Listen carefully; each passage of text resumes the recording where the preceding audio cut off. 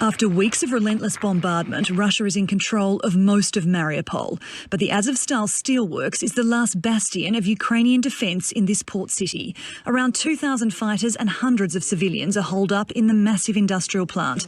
They've been under constant shelling. But now, Russia has changed its tactics. I consider the proposed storming of the industrial zone unnecessary. I order you to cancel it.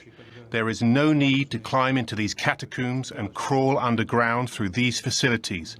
Block off this industrial area so even a fly cannot pass through. The Ukrainian soldiers have been told they can surrender. These red flags line a corridor in which they can take to do so. If they choose not to, the other option for now appears to be to stay underground and risk starvation.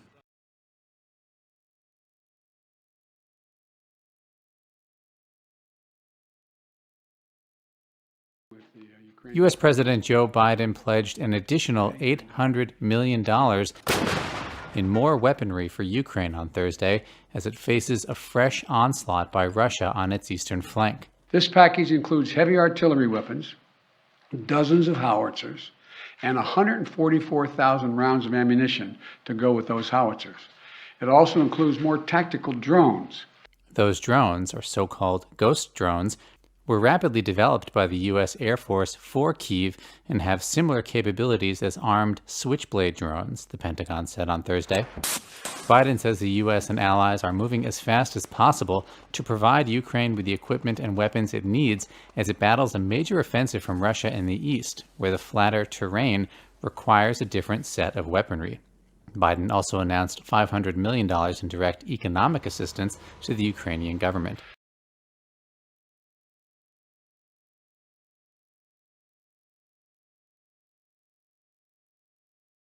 Russia's President Vladimir Putin's claim to victory over Mariupol has been rejected by U.S. President Joe Biden.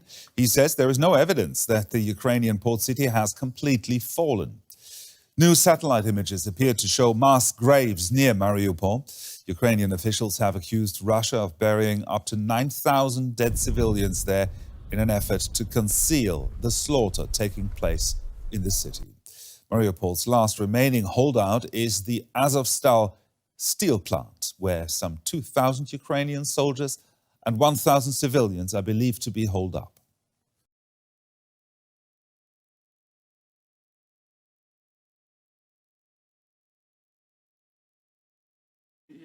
The footage was first broadcast on Russian state television. It shows two British men reportedly captured by the Russian army calling for the UK to negotiate a prisoner exchange after an unidentified man shows them a video. It's not clear if they're speaking under duress. Both were living in Ukraine before it was invaded, have Ukrainian partners, and had been serving as Marines in the country's military. I've been captured and in the defence of Mariupol. We look to exchange myself and Aiden Aslin for Mr. Medvedchuk. Viktor Medvedchuk is a Ukrainian pro-Kremlin businessman and politician who's been held by Ukrainian authorities.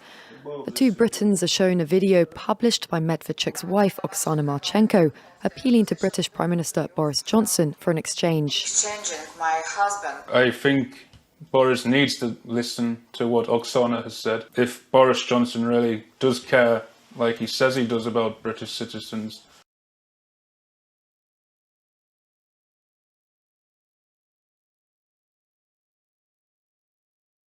The conflict between Israel and Hamas is shooting up and escalating as we speak.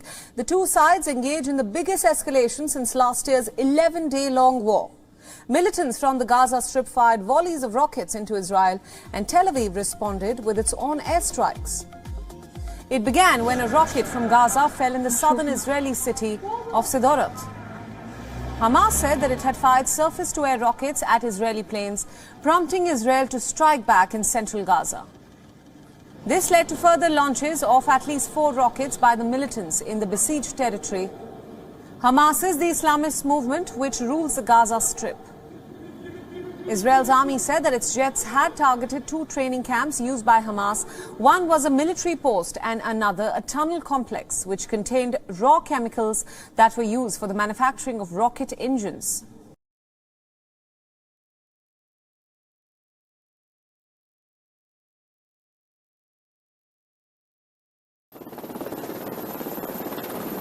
On a drill ship in the eastern Mediterranean, we witnessed what a warlike situation looks like in the waters and how would Turkish Navy and air forces react to it. Turkey simultaneously conducted this large-scale exercise, the Blue Homeland 2022, in the Aegean, the Mediterranean and the Black Seas. Turkish President Recep Tayyip Erdogan joined the last day of the Blue Homeland exercise via video link, highlighting the Turkish Navy's key role in managing crises in the region. More than 120 warships, 41 aircrafts, including 14 Turkish-made armed drones, and 12,000 military personnel took part in the exercise.